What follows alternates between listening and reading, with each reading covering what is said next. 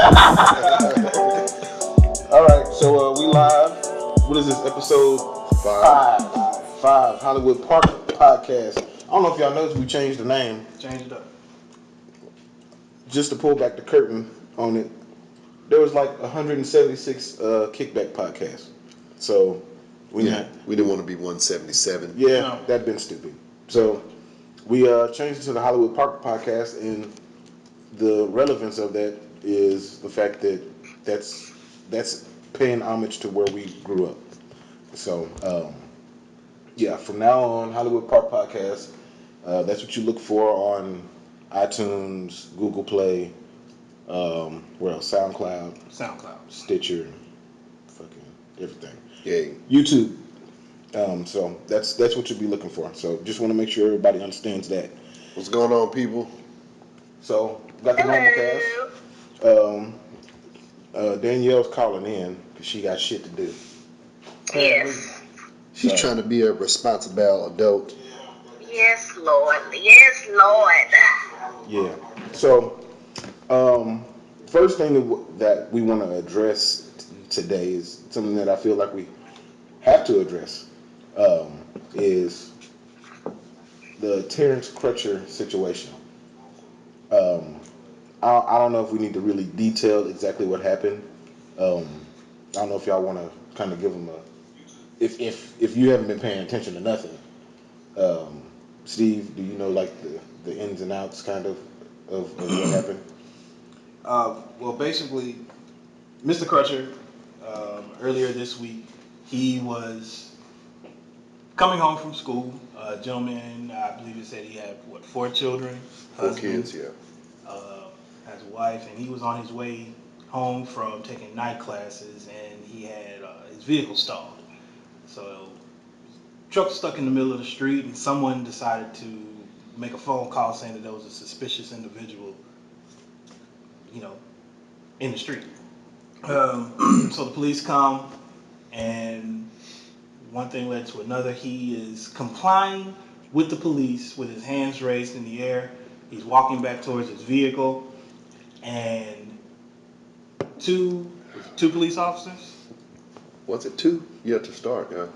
I believe to start it was 2 police officers, and the first police officer tased him, and I guess the tase didn't fully take effect, and the second police officer, her words were she thought she was tasing him and shot him twice, and because of the gunshot wounds, he did pass away, and he's no longer with us. So now in question, this man was shown that he was complying and not a threat whatsoever, but yet we now have another man gunned down at the hands of police officers. Like, what's interesting about this to me is, anytime there's a situation like this, I try to put myself in the shoes of the police officer. And I'm like, okay, let me first give them the benefit of the doubt that I don't know the full situation. But then after viewing it, it's like I don't understand, like, how in the hell was deadly force necessary in this situation? Like, at what point? Like, it makes absolutely no sense. Like, I'm giving them the benefit of the doubt, and there's nothing there that shows me that they should have used deadly force. Like, and how the fuck do you accidentally pull your gun instead of your taser? The shit feels completely different. It's bullshit. It's designed differently for that reason. That's I don't understand that shit. That was a poor excuse, and now instead of over tasing somebody, this dude has lost his life. He's got 4 kids. They're not gonna have their dad. Right. It's some bullshit, man. I mean, I can tell you why it happened, and it's because our lives are not valued in this country. I mean, no. When I saw it, it hurt me to the core. Like, every time this happens, it takes me a few days to watch the video because I just can't, because I'm affected by it. Like, Terrence Crutcher was my family, or he was my friend, because that could have easily been my grandfather, my friends, one of y'all. It could have been anybody close to me, and it's so hurtful because we're human beings. Like, we have the right to live and breathe because we are human beings. First off, if you want to put race to the side, the truth of the matter is, our lives aren't valued. And I looked at the clip with Shannon Sharp and Ray Lewis talking about it today, and I'm with Shannon all the way. I get what Ray's trying to do, and you have those people that look at it from a country perspective, us included as American citizens. But I'm with Shannon. It's like with this whole New York bomber thing. This dude has put bombs across New York and New Jersey. He's a freaking threat. But this brother has his hands up, and you hear the helicopter guy say he looks like a bad guy. Yeah, he looks like he's on drugs. And then you hear pop, pop, and he's dead. So, who was the real threat? Who was the real threat? And it's I'm almost at the point now I just don't even have any more words to say, because it truly hurts. Of course it hits home for everybody, and to me there's no excuses. No excuses. Keith Scott too. I saw that video today too. Unfreaking believable. Yeah. I can't even deal with it anymore. It's past hurtful. I feel like I don't have any more tears to shed at this point. Yeah, I've kind of gone numb to it at this point because we're seeing multiple murders. I'm going to call it murder. It is. What it is. We see multiple murders in this form and fashion year after year after year, and it's like the normal recourse of the law does not apply when it comes to law enforcement. And I won't presume to understand exactly what they go through each and every day, because I'm not an officer and I have the utmost respect for what they do. But with that being said, my respect can only go so far when you abuse the way the law should be applied in terms of them feeling fearful. There was an imminent threat. I feared for my life, so I took this action, and that's why it's justified. And the rest of the law enforcement community will get behind that in order to uphold the law. Not that they're upholding the law against civilians, but in order to keep the law upright and keep its legs standing upright and have a foundation. You have law enforcement that goes back and says, yeah, well, they were justified based on this, the findings, gave us this. And I honestly don't see, from a humanitarian standpoint, if you value life, which is what we're going back to, they do not value our lives the same way they value their own. Right. So therefore, oh, well, if he would have just complied, oh, well, if he wouldn't have done this, or if she wouldn't have done that, if it looked like she had a gun, or they were reaching for something, or if they would have just obeyed the commands, it's like, that's what nerves me more than anything. And I mean, y'all know me a while. I have experienced a situation such as this, and I thank the Lord daily that I was not another headline, because I easily could have been. Right. And there's one specific incident a couple years ago that I told you all about, and it's kind of the reason why I look at law enforcement the way I do, because the arresting officer, well, their superior, the sergeant, came on, and his words were particularly like, when I tell you to jump, your response is how high. And that's kind of the way that all of these situations come about. And what bothers me most about it, one, is that law enforcement plays it that way in some situations. But it's the commentary and it's the belief that from mostly individuals that are not black. I mean, I'll call it what it is.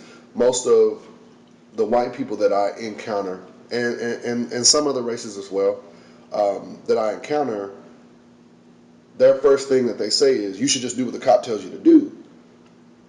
Ignoring the fact that if I'm not under arrest, I don't have to do anything that officer tells me to do, unless I'm under arrest. Yeah. Right. Yeah. So Well, that's one of the things that Ray said on the video, and I kind of got upset when he said it because he mentioned that he texted his youngest son and told him that if he ever gets pulled over by police or has any type of encounter with an officer, just do what he says to do. Say, yes, sir, no, sir, yes, ma'am, no, ma'am. Yeah. But I mean, in most of these situations, just like Terrence Crutcher, for instance, he had his hands up. He had his hands up. And he probably didn't say a lot. So then what do you tell your fellow brother, your fellow friend, your fellow father, your fellow son? What do you tell them to do next? Because if they're following the rules and they still consider them as a quote, in quotations, a threat, what more can they do? In my view, you can't do anything. You're helpless. You just really have to pray at that point. That's kind of like all you have left. But that's a question that I have for y'all. With Ray saying that, and with seeing the video footage of Terrence Crutcher, like what else is there to do? I mean, like in Terrence's situation, I mean, he was outnumbered. He was clearly outgunned because he didn't have any sort of weapon. Like there was nothing that he could do. There was literally nothing he could do. And that's what's so unfortunate about it is, in situations like that, as black men, like we're stuck, man. Like there's nothing we can do. Right. Yeah. I mean, you're And almost it's forced. sad. Yeah, you're almost forced to degrade yourself in order to Exactly. preserve your own life. Yeah. You know? Exactly. So, Exactly. yeah, I mean, trust me, I know. And it's sad that, like, I have to now again have one of these type of conversations with my teenage sons. And and the question that I constantly get back is, why do I have to live by a certain set of rules and respond a certain type of way, and my other white friends don't have to? Mm-hmm. And that's the hardest thing I got to explain to my son, because a majority of his friends are white, and that issue hasn't really come up in their conversations. He goes to Bible study, and the Bible study that he goes to is part of his football program. So it's a mixture of white, black, Mexican, and everybody at this program. But I will say, like, I asked him, has this conversation come up in his in that Bible study? And he says no. And Well, you know why? It's because they don't have to deal with it. Yeah. exactly. Yeah. Exactly. Mm-hmm. And they're still kids, Right. They're still kids. They're kind of looking at things from a different lens, because I went through that growing up in a white predominantly community and going to private school and being one of 4 blacks total out of the whole school and having all these white friends, and even my mother having a conversation with me. And at the time, I kind of felt upset because I was like, why would you have this conversation with me? These are my friends. But now that I'm an adult and I've seen things and experienced different things, I totally, comprehend that conversation. But it's a very difficult conversation to have. Right. But it's like, I know that my kid, as a teenager, he's looking at things through a different lens, like what you're saying. Mm-hmm. But I look at him as, when you look at these teenagers nowadays, he's got friends that are 15, 16 years with a bigger beard than what I got. These kids look like grown men. Yeah. So when a cop sees them, they're not seeing a high school kid. They're looking at a grown black man that could probably take them out. Mm-hmm. And they might be walking with their algebra books in their backpack. Like right now there's a video from Steve Harvey had an episode where he had to explain to his kids how his child should react if he's pulled over by the police officers. Right. But rule is, don't give him a pen to stick you with. Hands on the wheel, 10 and 2. When he approaches your car, put your wrist on top of the wheel. Spread all of your fingers out and don't do nothing. If the man asks you to let the window down, show him your finger and get that window down. Get that hand back up on there, all fingers spread apart, 10 and 2, and put your wrist on top of the steering wheel. Instruct him of every single thing you have to do. If you got to reach in the back, the glove compartment, and you do it with the other hand. So, sir, I'm going to reach in here. I'm going to use my left hand, and I'm going to open. And then you let the glove compartment fall open. Let it fall open. Let them put their light in it, do whatever they want to do. Then you give them their information. Always speak politely. Refer to him as sir. Do not raise your voice. Do not talk back. Right. Submit to every single thing he tells you. And let's try to get back to the house. All of these instructions that he has to tell his kid, and he's giving these instructions and he's holding back tears because he knows that not everybody has to have this conversation with their kids. And when I say not everybody, white people don't have to have this conversation with their kid. You know, and I have to have a similar conversation. Look, when you're walking down the street, you can't walk down the street like everybody else walks down the street. If somebody's passing, a cop is passing by you, you can't continue to talk loud and have a good time. You got to shut the hell up and hope that he don't think that you said something crazy. You know, and that shit pisses me off that I have to have that conversation with him, and he's still young, but I have to make sure that he understands that. And now it's hard for him to say, when he was young, I could say, if you're ever in trouble, go get the police. I can't say that now. I can't say, hey, if somebody's trying to kill you or somebody's coming after you, go get the police. It's like, no, who's worse, the person that's coming after you or the fucking cops? Yeah. You know, that shit pisses me off. Yeah. And it's interesting that you bring that up, the fact that ourselves and our children are considered this huge threat without acknowledging the fact that we're threatened every day from every angle possible. And the fact that we have to assimilate ourselves on a daily basis in everything that we do, almost putting on a mask when we leave, yet and still the way we're viewed is undesirable, to say the least. And that's shameful in itself. It's just unfortunate. And also the fact that what's also unfortunate is these particular actions are masking all of the good things, all the good cops. The ones that are actually doing their job, Right. You know, that are respectful to people, which, I mean, I would venture to say is probably the majority of cops. I think that there's more good than bad, but the bad, there's still so much bad. And it's shadowing all the good things that they've done.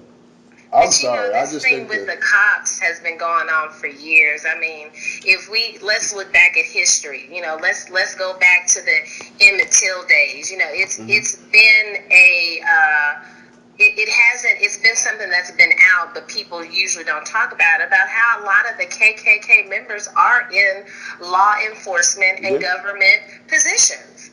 And I mean, you have governors who have been members of the KKK, are probably still members. You have officers who are, if they're not part of the KKK, they definitely believe in their ideals. So when you think about that, and when you look at the police officers, and you see these police officers, when I see them, I hope that I'm proven wrong.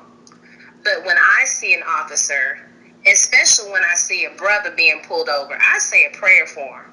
Yeah. I'm just like off top. I say a prayer for him, and I pray that he actually has an honest cop doing whatever he needs to do, and it's right that he's doing it. He's not doing it because he just wants to pick up a nigga today. You know, I would hope that he's actually following protocol. But when I see a cop, you know, to be honest with you, that's what I think of. Because I'm thinking of history. And Stephen, you were talking about how they look at your son and some of the other black boys that are coming up and their stature and stuff. Look at Emmett Till. We all have seen the pictures of Emmett Till. Did he look like he could possibly be a threat? And we all know what the ending result of that was. Yeah. So it's you know, it's these word choices that they use, and when I see the videos, it just feels like they're hungry for it. You know, I have a problem, and I don't fully agree when people say, oh, they were this, they felt this way. No, I don't think so. I think they are part of that quota of people who, when they go out and they have the opportunity to do this and turn the story to where they're the ones that were in danger, I feel like they go after it, and it's sickening. It's absolutely sickening. But how much in danger can you be as a trained individual with Exactly. weaponry? Exactly. How That's much my danger question. could you be in? That's my question. I could understand it if you're in an ambush situation where you can't see the angles and you don't know how many people you're dealing with. But in the vast majority of these ones, I mean, I could understand it even if it was a riot situation. Yeah. That they were saying that these are one single individual. Right. Right. That they're coming up against, and most times it's multiple officers there at that time. Right. Yep. So how much danger are you in? It almost seems Right. like it's a group decision. Let's go and put this nigga down. Well, Yeah, that's it is. in regards to the late Mr. Scott, in regards to how he was shot. There are videos that have surfaced immediately about the planting of the weapon that they said that he had. Because if he's in a vehicle, unless he's waving the gun around, because they said it was on a leg holster. Right. So how did you see that gun if he's waving it around? Like you were able to Right. produce a joint, a weapon, and the holster in a matter of minutes. And one of the videos I saw, it was the one where his wife was recording it. She didn't Yes, think that that was was going to heartbreaking. happen. She just happened to be painting as she's talking, and it catches one of the officers throwing the first gun down. He realizes that his fingerprints are on it. The other officer puts his gloves on, picks up that gun, and he throws the other one down with the holster after he puts his gloves on. Like, that's just ridiculous. Like, I don't have any other words. Yeah, it's just getting to a point where, we're speechless. And Right. like, I'm not hearing anything from any government official saying, okay, this is what we're gonna do. And We're you're gonna not.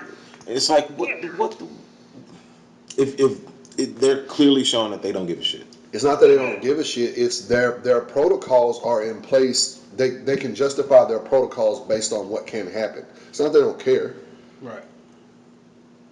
I think they don't care. I won't say all of them because I don't want to generalize everybody, but I will say that there are some who don't care.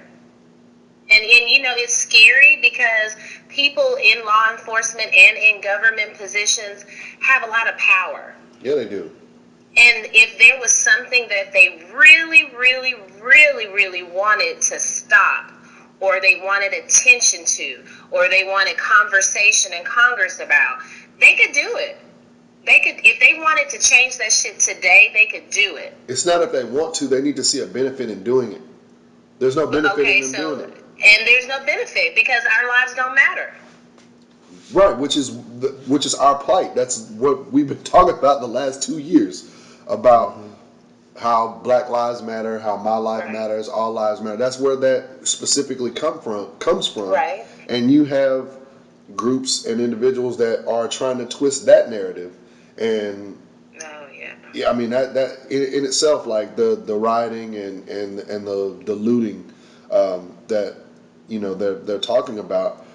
I think that's it's good that we talk about that, is because you have a lot of people that are saying that, well, why are they tearing up their own neighborhoods? We don't own jack shit in those neighborhoods. Thank you. Real talk. Yeah, that ain't our shit. Even if we own the house we live in the neighborhood, the stores that are there, the businesses that draw resources out of the neighborhoods, they're not us. So that money's not going back to that neighborhood. it doesn't go back to them. So we don't give a damn about burning that shit up, breaking the glass, turning it up, and all they're gonna do is file an insurance claim on it. That's all they're gonna do. So I don't know why they're bitching about it. The fact that they have to file an insurance claim, that's what you have insurance for. Yeah. But by the same token, people are overlooking that fact, like we're tearing up shit that just helps us.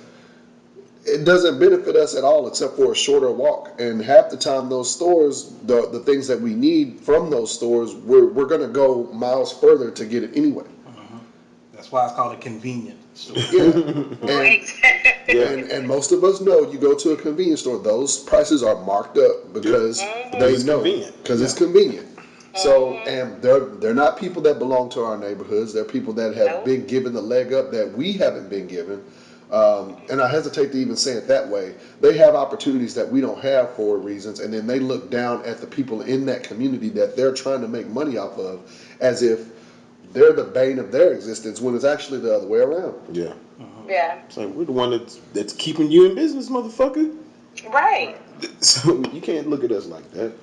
So in saying that, one of the solutions that I think is, and one of the solutions that I think that can happen is kind of what Isaiah Washington was talking about, which is, and Killer Mike has said this before, is black people in situations like this, and really this has to be a part of our life going forward. We have to find a way to hit them in their pockets because that's the only way Yes. That's the that only we way can they're gonna force react. change. Oh yeah, that's the day and age we're in now. That money, that dollar bill needs to be hit hard. Yeah. Yeah, we not only have to make sure we vote in our local elections, we have to get more involved in our local communities and understand how these things work from the inside out. But we also have to find a way to spend our dollar. Now, you have a group of people, and I've talked with people about this on Facebook, about basically separating ourselves from the community and divesting, and you really can't do that. We won't see a truly valuable aspect of that in our lifetime because our way of life is so integrated into white society now, we can never ever fully divest from that way of life and see a benefit as it pertains to us or our children. Right. I mean, even if we choose not to bank white, purchase white groceries, shop white, any of that, where do the lights come from? Where does the water come from? Like, who do we pay that money to?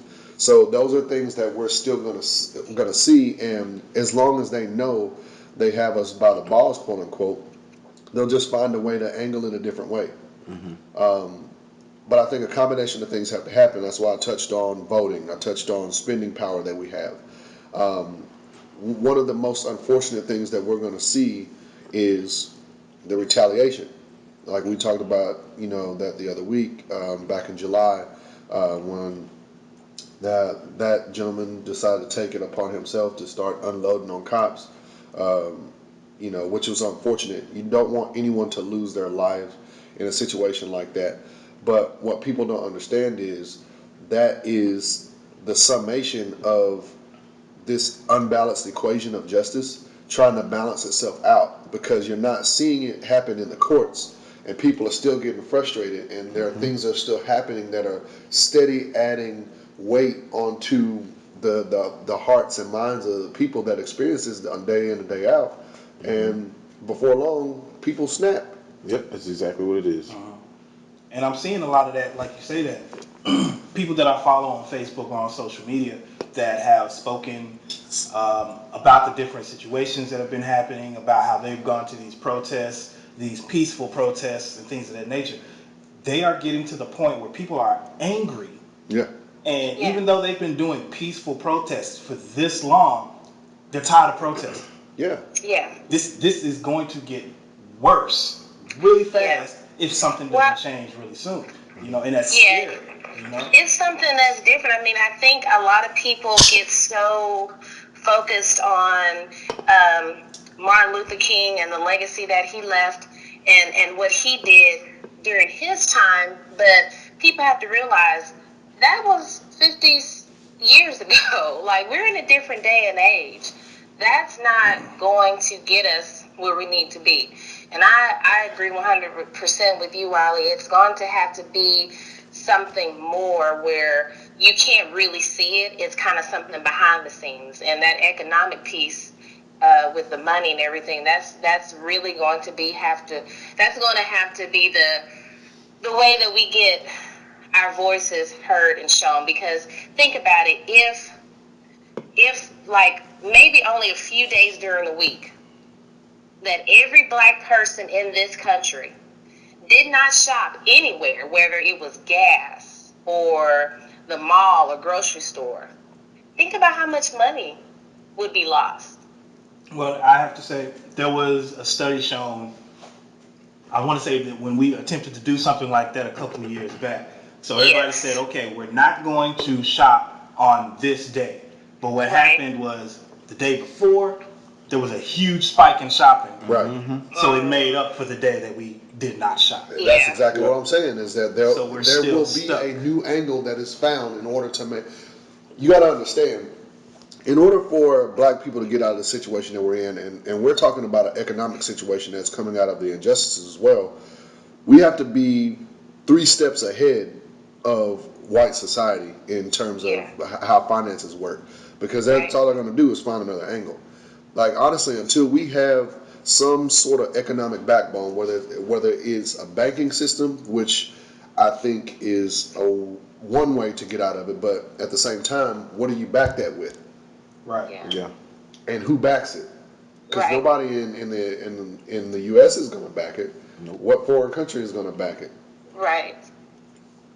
You know, and what benefit did they get out of it? I honestly think, in my opinion, and this has been unpopular opinion as well, is I think the black church is the first and most poignant and probably the most effective way in order to recreate a banking system for black society that we can stand on. Because those are the only businesses that we will always support. The church and our barbers and beauticians. I was about to say that damn beauty supply. Those are not even the beauty supply, because that's owned by Asian. that's owned by the Asian market. They've cornered that because they know, okay, we're going to come here. But the actual frontline barbers and beauticians, those people we will support. Right. And we'll be in church every Sunday giving our tithes for the building fund and all that. And those are the only places that we can recreate our business, our financial well-being with. And I asked that question a while back because I know that Concord has its credit union, OCBF has a credit union. There are a couple other churches that have come together to do that within their own walls. But if they can band together with the congregations that they have, I mean, hell, just look in the areas that we live in. You got Full Gospel Holy Temple, you got OCBF, you got Potter's House, you got Concord, you got Friendship West, you got Antioch. You got all those churches, all of those churches that are in a 10-mile radius of each other, fighting over the same congregation. If they were to at least patch up some, say they put together 5% of, say they took the 10% tithes that their congregation pays every Sunday and says, you know what, we're going to take 2.5% of that and put that towards what we need to use for the church and everything like that. And we're going to take the other 6.5%. And we're going to create a fund for individuals that can't get funded for certain things, whether it's personal loans, whether it's business loans, whatever. You start to recreate that, and then you take it outside of the church's walls and then create avenues for those individuals that don't necessarily belong to your congregation, but now they have an avenue where they can get money to start their businesses or to keep their household going, or just any particular thing. The same way that these other banking institutions have all these products to keep us in the door. If we could do that for our own community, that would cure probably 80% of the problems that we're experiencing right now as a people. I hear that. Yeah. But while with that though, one thing you have to think about, and I don't know if you had kind of mentioned this already, but some of these churches, like IBOC and Friendship West or whatnot, however they receive the funding for building new churches, like loans or whatnot, I think a lot of them who may speak up about it but may not speak up about it as vocally is the reason because of they don't want to put their creditship, I guess you could say, in jeopardy, if that makes sense. That doesn't make sense, because their creditship is based on the amount, how large the congregation is. Right. So the people now become a commodity for that church in order to leverage against monies that they can get for their building and the programs they want to put in place, yet and still. And I'm not speaking for every church, and I'm not charging the church as a whole with this, but when that is the means for you to get the monies that you need in order to expand your building and your congregation, some of that money should go back in terms of their well-being away from the time they spend at your church. Mm-hmm. Right. So you're saying that the banks, you don't think that you think that the banks would support this? Because they're still going to have to deal with someone.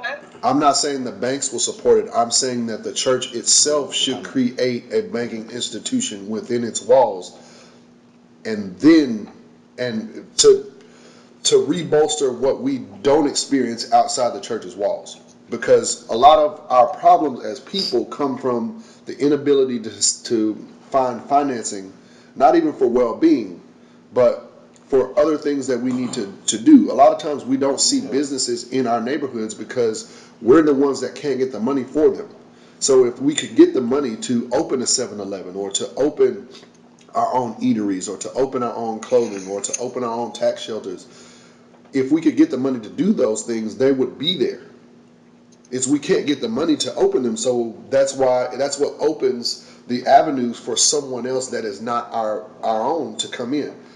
I formulated that opinion based on going to PLS checking centers. Mm-hmm. Everybody goes to PLS because it's inexpensive to go in there and to cash your check, and they will cash any check. 1% plus, 50 cents or something like that in order to cash a check.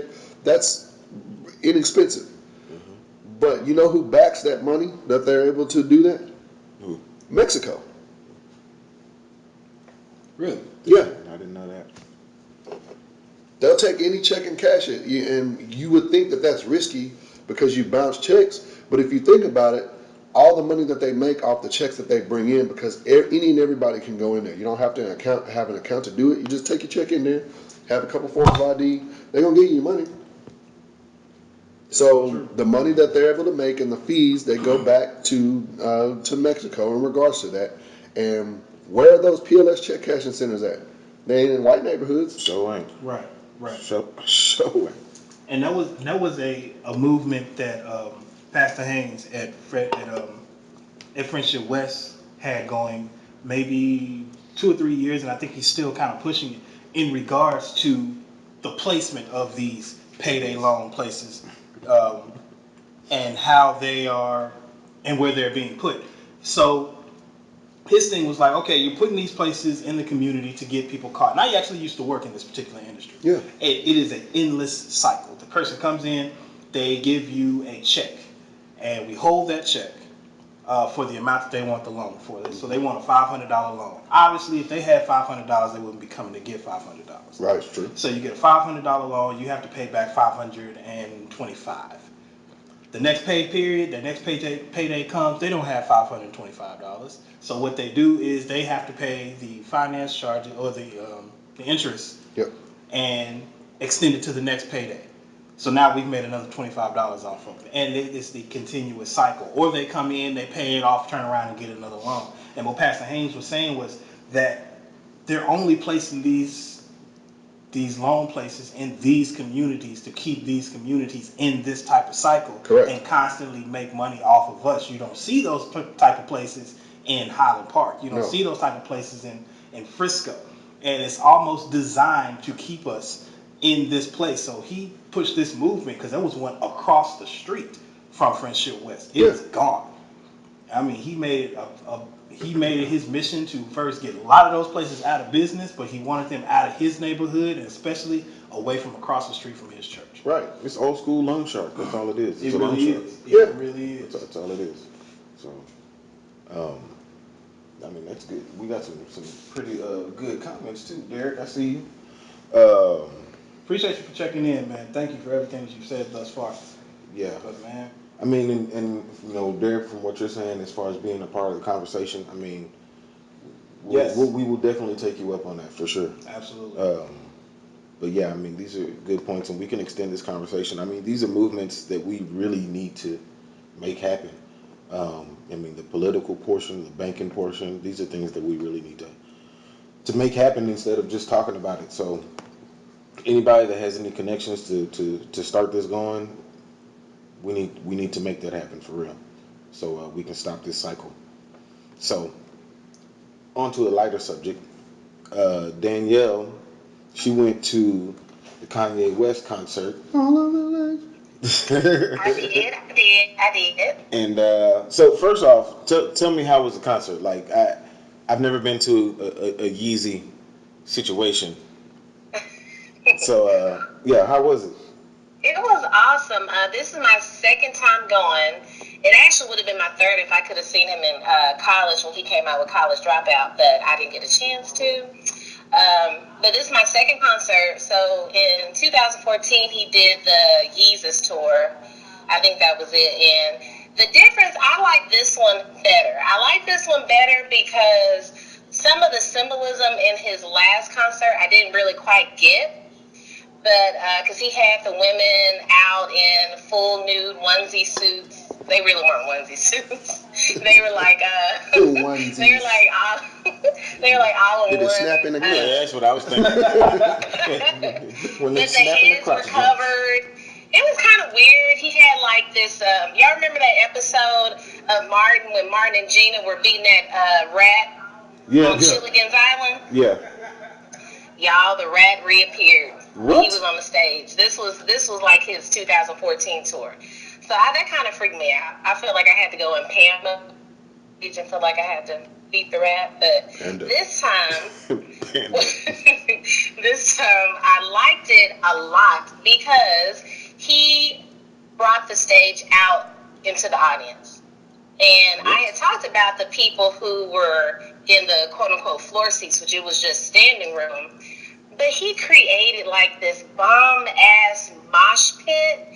And like the stage, it would come out in the center. And it had lights like underneath it. And so when he would play, like you could see everybody up under him, like just having a ball, like just going crazy.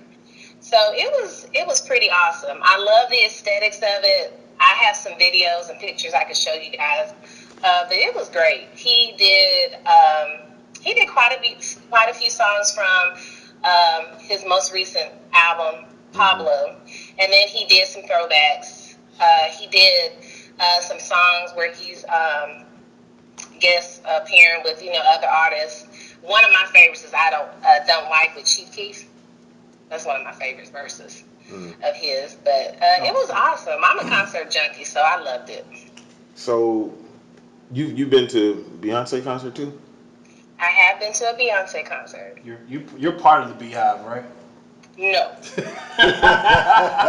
So, when you brought up the fact that you were going to it and everything, like it brought to mind a question to me is stadium shows, which I call that a stadium show. So Kanye, Beyonce, Lady Gaga, big shows like that.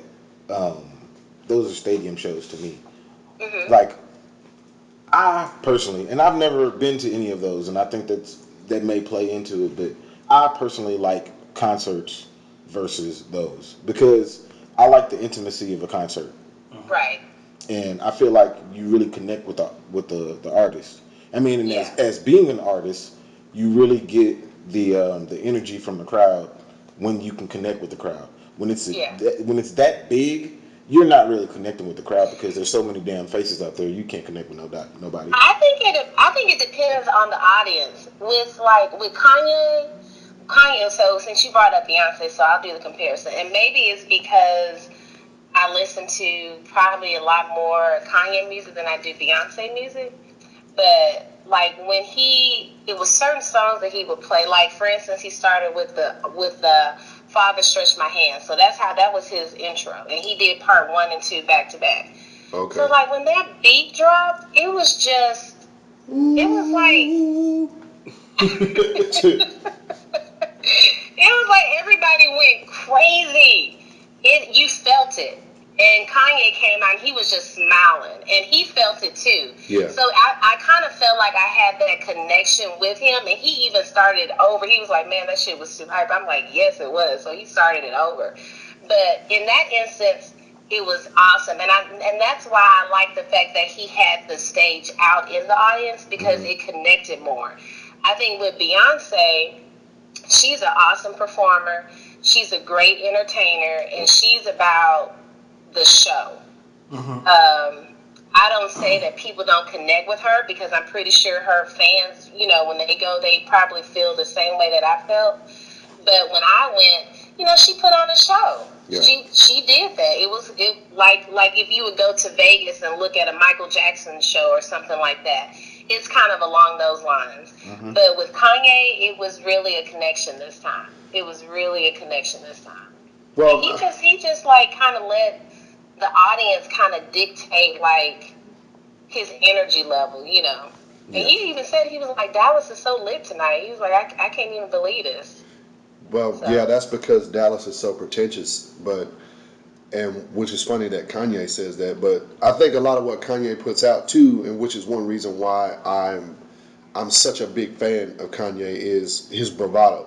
Mm-hmm.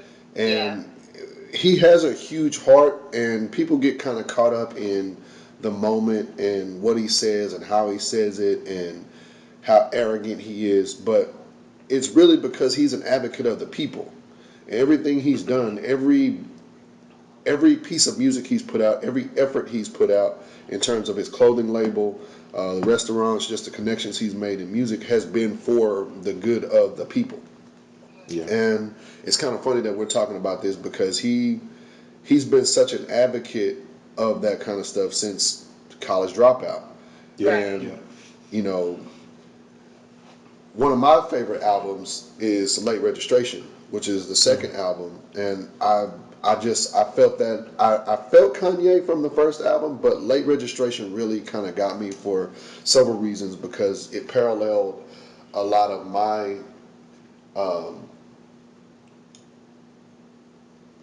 twisting past, winding path through college, and then that's kind of where it got to it. Getting into class late, skipping over college classes to go to the job, and we saw great examples of hip hop in his music. It wasn't rap, it wasn't pop, even though he still went to those areas to get more fans. It was still truly centered in hip hop. Yeah. And he's lost his way, in my opinion, in some albums. Like, I think Yeezus was way off center, even though I really enjoyed My Beautiful Dark Twisted Fantasy. I think that he pushed the envelope in terms of what he could be as an artist. More so, Yeezus was just angry, in my opinion. Yeezus I can was, see that. Yeezus was Yeah. very angry. Yeah. I mean, But I think he came back with this album. I don't know. I do too. I think, especially No More Parties in L.A. with Kendrick, Yes. that really had Yes. a Late Registration feeling to me. Because Right. one of my favorite songs is the song with him and Nas, is We Majored. Like, that's yeah. that's one of Yeah, my I most love that favorite song. I Kanye love that songs song. ever, Right. which is centered in hip hop. And if you don't get lost in Kanye's bravado, you will really see that there are a lot of gems in terms of social upliftment and just Right. positive messages within his music. Right. If you pay attention, if you don't get caught up in, well, why does he have on these contacts? Why does he have the Sonic Go Fast arrows cutting his head? Like, all that kind of stuff. If you don't get caught up in that, then Right. he got some stuff going on. One of the things he said at the concert that stood out to me, and I know there are people that went there that really needed to hear that, was he was like, he told people, he said, if there is something on your heart that you want to do, whether it's artistic, whether it's writing a book, whether it's doing a song, he was like, you do it. You do that. And you do it with pride.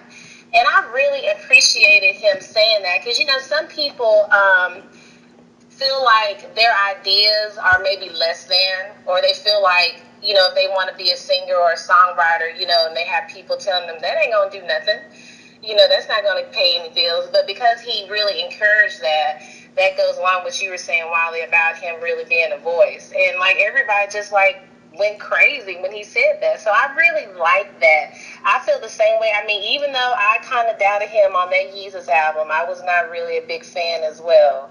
But I love this new album. Like, I can't stop playing it. I can't stop playing it. It doesn't beat College Dropout for me, or Late Registration, or even Graduation. All three of those are like my top three favorites. But this one definitely changed things for me. Yeah. Hey, Mike, Mike Hubbard, we appreciate you dropping in. Appreciate you stopping in, checking in with us. And Mike Jeremy, I see you. Jacob, I see you as well. What's up, family? Mike asked a fantastic question. Mike Hubbard, my buddy, he asked what kind of beer this is. This is, you say Texas Hellas? Is that how you say it? Texas Hellas? Yeah.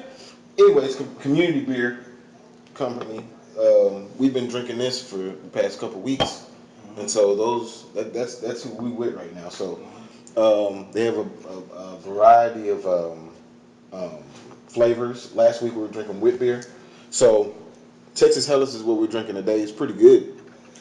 Pretty fucking good. Yeah, it's a seasonal beer. No, hold on. So Amanda Scott, she said, "Okay, Danielle, I don't know if you're following online on the live broadcast." She just asked, "Do y'all have her?" She referenced the last one. She's talking about your slavery attire. Yeah. What? One of the people in the comments said, "Do we have you on the phone and not on camera because we talked so bad about how you was dressed the last time that you was?" I cannot believe y'all need to quit doing that. That's not me. That's that was them. That is from the listeners. That was your wade in the water No, attire. I'm talking about y'all talking about my bad attire. No, I am not present because I'm in Houston handling granddaughter duties. But no, I do not dress like a slave. Really, Antoine? Because I know it was you that said it. What? Did I say that? Oh, you know It was me. using a whole heap of trouble now. Yeah. He gives me food. He gives me sweets. Yeah. Anyway. Quick shout out. I see that my oldest son, he's actually logged in, and I like that he's paying attention. My son Jevin. What's good, man? What's up, nephew? Yeah. Yes, sir. But Derek commented again. He was saying he don't want to be a dick. I just think he went to a crazy place after his mother passed, and a lot of people did feel the same way. When Kanye's mother passed. You lose your tether, you lose it. So I absolutely agree with that. And reflected in his music. But the thing, what I like about Kanye the most is his honesty and him not having no fear about what he does. Right. He has no fear. Right. And that's what I can appreciate about him. I mean, when that Yeezus thing came out, I was like, okay, you know what? I'm out right now. But I went back and listened to it, and I mean, I could tell that he was angry, but he had some valid points in some of the things that he said. Yeah. And it was just, once I got past the anger and listened to it, then I was like, okay, I see what he's saying, I see what he's doing, and I see how he feels. And I don't fault you for having an angry album, because he didn't lose me as a fan having an angry album. I just think it was a little bit harder to swallow because of what you were used to from Kanye. And I mean, he's never been apologetic for anything that he's done. And that's about him. Yeah, and that's why I have the respect I have for him for the clothing line, is because his whole purpose with the clothing line is not simply to put out clothing. He simply says, why can there not be a high-end black designer that can make clothes that everybody can appeal to? Now, what happens with that is you have people that look at his arrogance and say, that's some bullshit that you're putting out, and it looks like something that homeless people would wear, or you just went and got that off the corner and you're trying to make that fashion. And that very well may be true, but if you look at a lot of the other fashion that comes out on the runway shows and whatnot, it's not nearly as appealing either. Nope. But people still go buy it. Yep. That brings me to another topic, is that the price point for those damn shirts is, in my opinion, ridiculous, because I wouldn't spend that type of money on a t-shirt. But what he's simply saying is that if our white counterparts can do it, why can we not do that? Yeah. Right. And so once you step back and look at it that way, you're like, I ride with you, Kanye, good. Like, I'm going to try to see if I can go get a t-shirt or two so that I can rep you, wear some Yeezys, some Yeezy Boost or whatever, if I can get the money to do that. But I think him shooting for the stars is fantastic, because it elevates the people, which is his whole purpose. Right. Yeah, I agree. I mean, I think I want to go to one of his concerts just to see the experience of it. I hate I missed it. Yeah, Antoine, you gotta go. Actually, I wanted us all to go together. You know what? You had mentioned that, and then you Well, I mean, took nobody off and did said your own shit. anything. No, hell no. No, we said we wanted to go. And then you was like, fuck y'all, I'm but going. I need people to jump on board and, No, and you didn't. say, come You on, didn't let's offer get us. these tickets. I was hand under to the get on the impression that she ship. was buying And the tickets. nobody said, okay, I can confirm this date. Yeah, I'm locked in on this date. Hey. I know Wiley travels for work. Yeah, like, I'm out of nobody town, said so, anything. Y'all got married. Y'all got kids and wives to be concerned about and stuff. So. Yeah, shit, I'm leaving right after this, so. I'm the J. But whatever. I say that we go to see Schoolboy Q and Joey Badass on October 6th. Man, speaking of that, man, I'm really on that Devastated track right now, man. Oh my God. Yeah, I mean, I don't know if That y'all is listened freaking to awesome. it, but Yeah. it Killer. yeah, I'm on that. Like that's like when I wake up in the morning, like I'm jamming that. Yo, have y'all heard that new T.I. joint? Which one? Oh yeah. Is it War? I think it's called Warzone. Yes. Warzone, yeah. Yes. I saw the video. Yeah. Oh, T.I. killed that. Which joint. is very poignant. If you have not seen it, everybody who's See watching this that right now, video. Man, everybody who I'm listens gonna to this post later, it on Facebook after we finish this. you Just know so what everybody can go and I see got from that video? Mhm. It brought me to when I watched A Time to Kill for the first time. Mm-hmm. Oh, And the yeah. feeling that movie gives you, and then especially Matthew McConaughey's ending speech. Mhm. That's what that video did for me. Yeah. Yeah. I mean, I hope that everybody else pulls it the same way. Yeah. So I'll post it so everybody can see it if you haven't seen it. But yeah, I mean, and you know what? The thing about T.I., and most of the time it seems like rappers decline with age.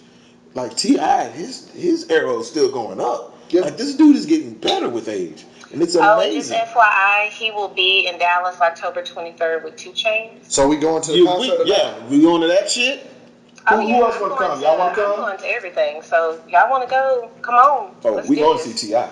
We going to see T.I. Yes. Okay. Yeah. Okay. I So think it's a it deal. would indubitously be perpetuous for us to be in attendance at said event on designated day.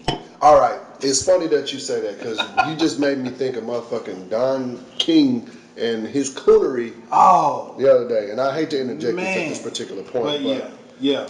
what are y'all viewpoints on that? Because I've never been a huge Don King fan, ever. Just because of once I really attached myself to him, the way that he kind of handled Tyson and Mayweather, I just never been a big fan. But that soundbite, that speech that he gave, like, what do y'all think about that? Man, Don King, he single-handedly destroyed boxing, and so I don't listen to anything that this fool says. Like, I mean, like No longer take him sick. Well, if you the, ever the, the only thing that I respect about him is his grind. I mean, shit, he grinded to get to where he is. But anything he says, fuck Don King.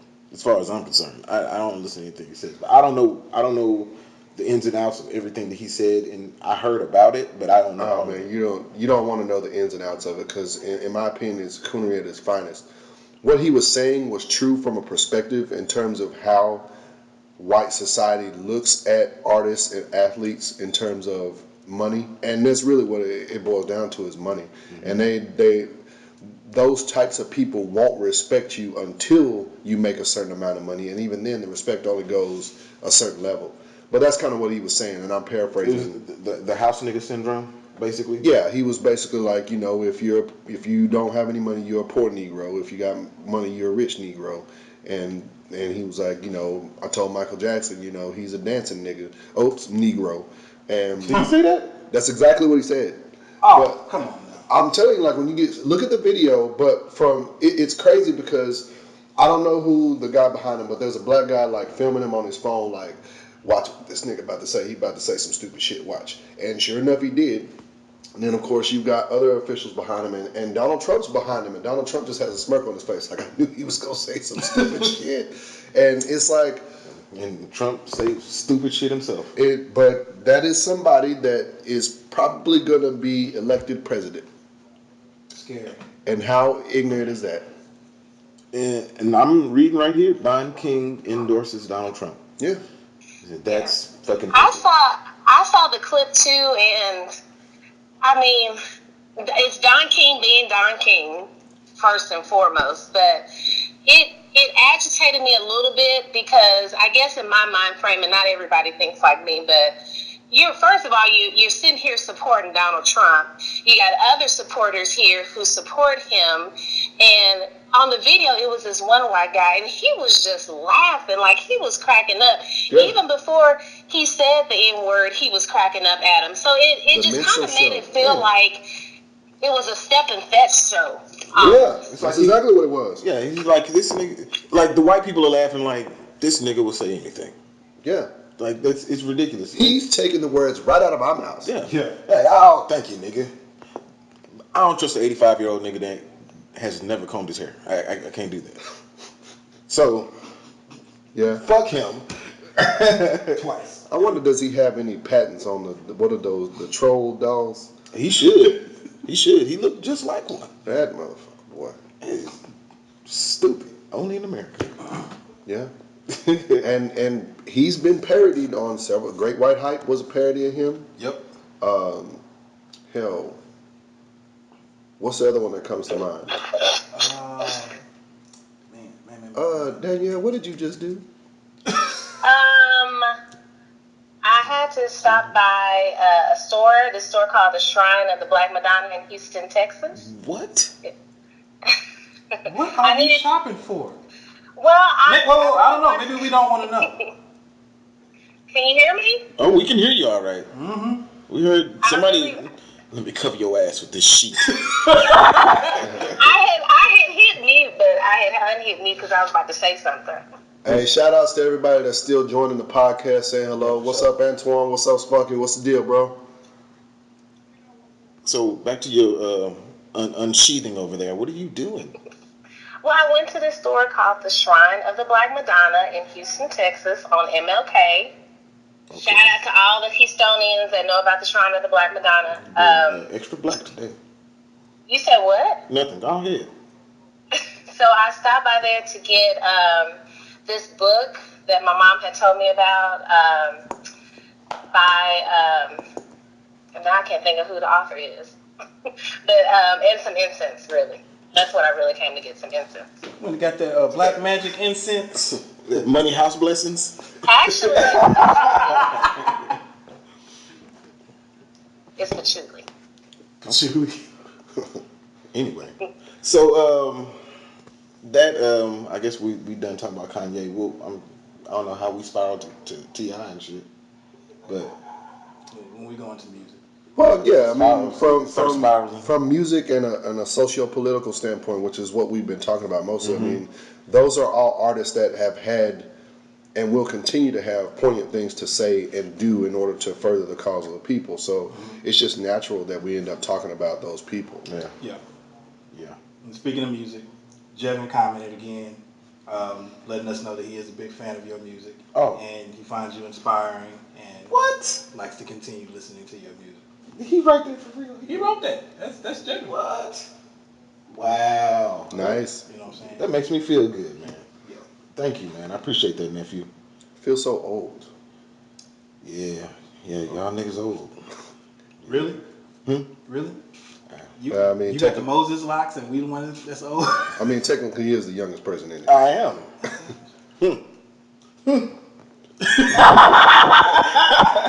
I was waiting for you at the door. Well, are you young? Yeah. So, anywho, Young bucks. well, I don't know. Should we say fuck time and keep going, or should we wrap it up? What else is on your mind? Well, another thing that we were talking about. This is totally unrelated, and Genta, this is up your alley for sure. Is social Not necessarily. Yeah, oh no, yeah. Is dating Up your alley. I guess computer love is what we called it. Computer love.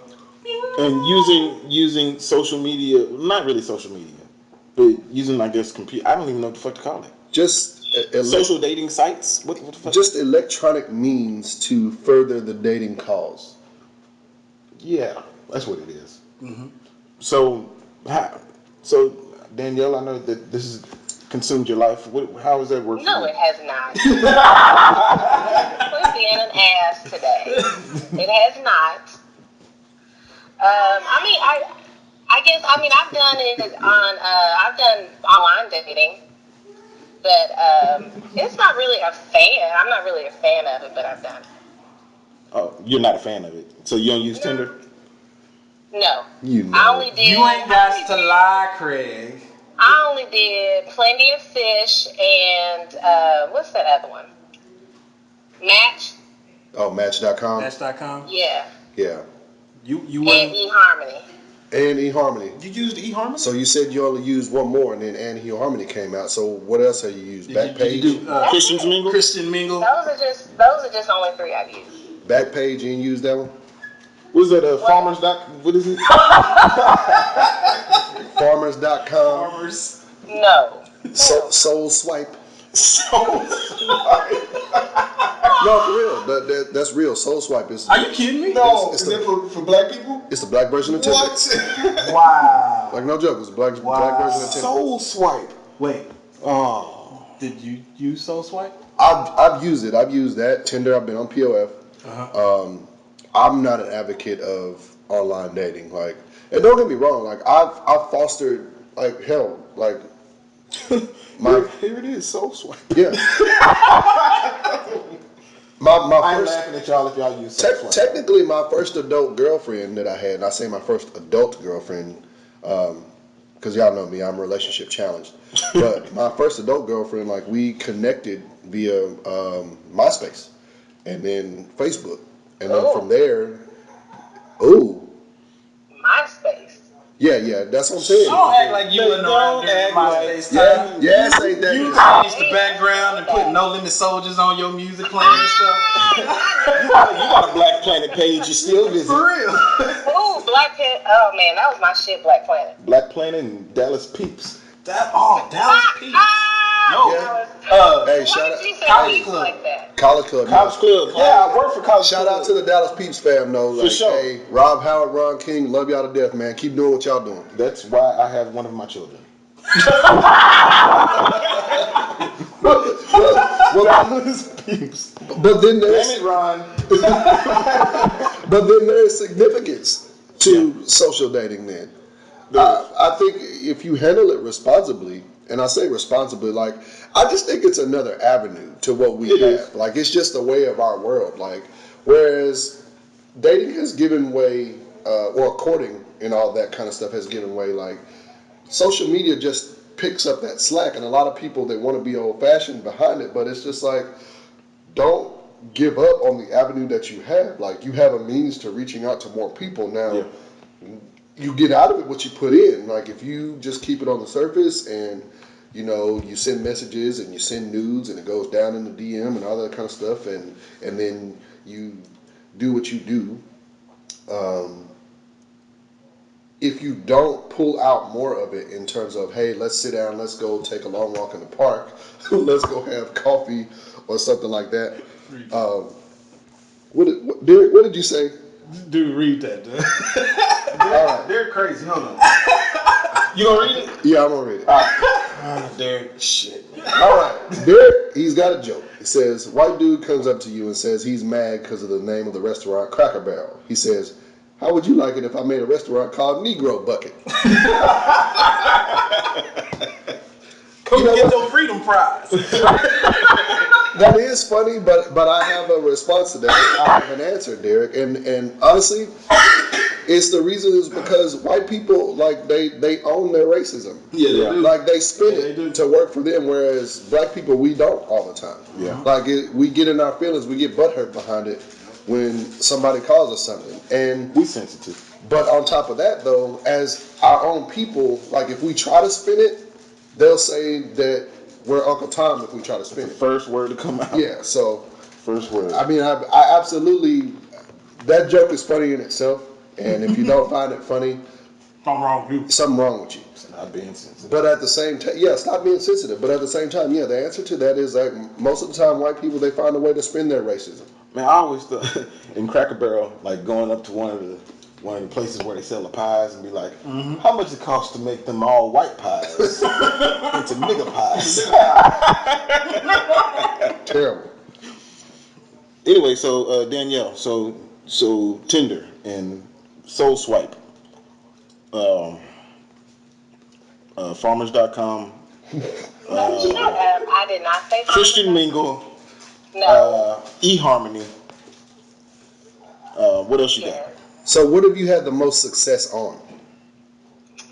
I've had more success on Plenty of Fish. Yeah. You know, didn't you name that already before, have to did pay you? for Yes, it. you did. Oh, okay. Plenty of Fish. P-O-F. Yes. Well, tell us Oh, is that what that And I stands have for? some, I encountered some assholes on Plenty of You Fish. shouldn't know right now. because we're not in one of the fish anymore. Yeah, there's not Plenty of Fish. So okay, what's the difference between Plenty of Fish and like eHarmony and shit? One is free, one is not. That's Okay. pretty much it. You pay for one, you don't pay for the other. Okay. But you're right, Wally. It just seems like it's just broadening your scope of, Yeah. you're casting your net out to bigger areas. I don't think that there's anything wrong with it. It's just the day and age that we live in. So, have either one of you had any interesting experiences, catfished or just wild? Yeah. I met a chick off of POF that was obsessed with her left leg being larger than her right. Wait, what? Yeah. What? I met a chick on POF. We met up, as a matter of fact, we met out in Houlihan's in Arlington. This was years ago. Met up, you know what I'm saying, had drinks, chilled, and she was like, yeah, do you notice that my left leg is much smaller than my right? And I'm like, yeah, this date's over. All right, this is stupid. Oh, no. Yeah, what are we talking about? But yeah, I mean, you meet some interesting characters on online dating sites, and I just haven't had the greatest of luck. And when I say luck, it's not that I don't meet people, it's I don't meet people that I can make a lasting connection with. So I just kind of give up on it. But yeah, I mean, I've used it. I was on Tinder for a little bit, and it's funny, you swipe left, swipe right. And I think the funniest things about Tinder is when you start meeting people that you see on a regular basis that are now part of your dating pool, but they have already discounted you. So when you come across them as a match, then they're like, yeah, nigga, nah. or vice versa, like, Right. yeah, no. I think that's the funniest thing, and I think that's the detriment of social media dating is too. Is like when you're out, when we used to go out and just party or go out to a restaurant or club and you meet people, chick at the gas station, grocery store, wherever you meet them at. Right. It's harder to say no when you're in someone's face. Social media, you just don't respond to their damn message. It's very easy to say no. Don't say shit. And the reason why I say that is because there was someone that I met that we were on social media, and on Tinder, I swiped left on her ass. I didn't swipe right. And you can tell that. So you can see They somebody. know? They know? Because it will determine if you're a match. And if she swipes right on me and I swipe right, it says we're a match. But if I never come up as a match, she knows I swipe left. Oh. Because she sees my profile and I see hers. And Bitch, you swipe left on me? yeah, that's pretty much what she said. Oh, that's fucked up. I mean, I guess it's not. Yeah. It's not fucked up. But if you y'all don't crossing know, now you paths know. in the bar, It's fucked up Like- if you want that person to swipe. That's the whole purpose why you Right. swipe right. Is like, I'm interested in that person. I want that person to swipe right on me too. And if it doesn't happen, it just doesn't happen. But it goes back to that old school, I like you, do you like me? Check yes or no, right? And Yeah. it's That's essentially exactly what that. it is, huh? Yeah. Damn, there's no maybe on that. You can't swipe up. You alright? Yeah. Nah, yeah, ain't none of that. Oh shit. Wow.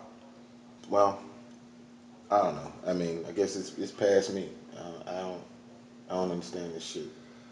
So I mean, I I think it's it's interesting. I think it's kind of funny. But it's hilarious, bro. yeah, that's something to see.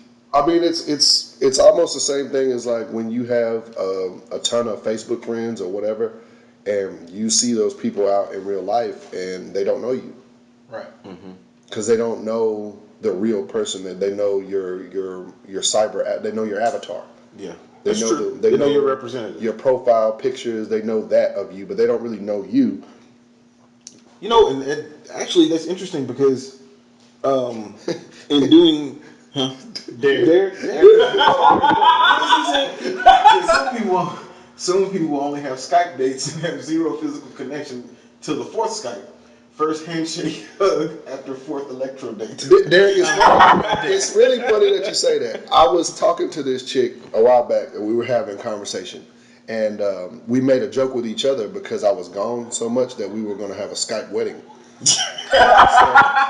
And it's funny that he says that, man. That is hilarious. And I imagine that shit is going to happen. Somebody's going to do it. And it's probably online wedding. It's going to blow social media up because people are going to say, oh, wow, that was creative. They did that. That's retarded as shit. Right? It is retarded. And once you think of the whole purpose of like dating and what you get out of it, yeah, it is retarded. So let me see what this time look like. I don't like touching that thing because anytime I touch it, I feel like some shit gonna blow up. No, We're about an hour and like 15 minutes. Okay, cool. So I guess we're gonna keep talking about this social media shit because Danielle, I know you got some stories. Oh yeah. That I need you to share. Yeah. And so Daniel, share them, please. Yeah, so we'll talk about that on the next. So it's gonna be a to be continued on that shit. But anywho, I guess we'll end it for now. We're gonna post that T.I. video on Facebook and all sorts of avenues so people can see it, see what we're talking about. But again, before we go, Community Beer Company, they this is the shit. Texas Hellas. Definitely get that shit. Yeah, it's located in Dallas. Their location is actually downtown, just across from Victory Park, where the AAC is. They have beer tours there. Their brewery is there that you can tour that. They give back to the community. They have a really, really big PTSD following there in terms of what they do to give back to soldiers that experience PTSD. So Google it, check it out, Community Beer. And they just recently won the award in the Observer for the best brewery in DFW. So Good stuff. yeah, definitely. So anywho, questions, comments, all that stuff, hit us. Derek on fire. Yeah, he is. Yeah, Derek, you gonna be here on one of these podcasts It's gonna for sure. But hit us on social media, Hollywood Park Podcast, Instagram, Facebook, Twitter, the email. The new email now is hollywoodparkdfw@gmail.com. Make sure you hit us up with questions, topics that you want to discuss. We talking about everything, as you can see, so nothing's off limits, and we just having a good time. You know what I'm saying? So The more controversial, the better. Yes, yes, for sure. More controversy. So yeah. controversy. Rest in Prince Prince. Rest in Prince Prince. Rest in Prince Prince. No more Community Beer fans. You're cut off. So anyway, until next time, we'll holler at y'all. Y'all holler at us. All that good shit. So all right. Peace. Peace. Oh, now you play that. Peace. I have to get it back and I have to do some other stuff. Y'all know I'm working. You're multi-talented.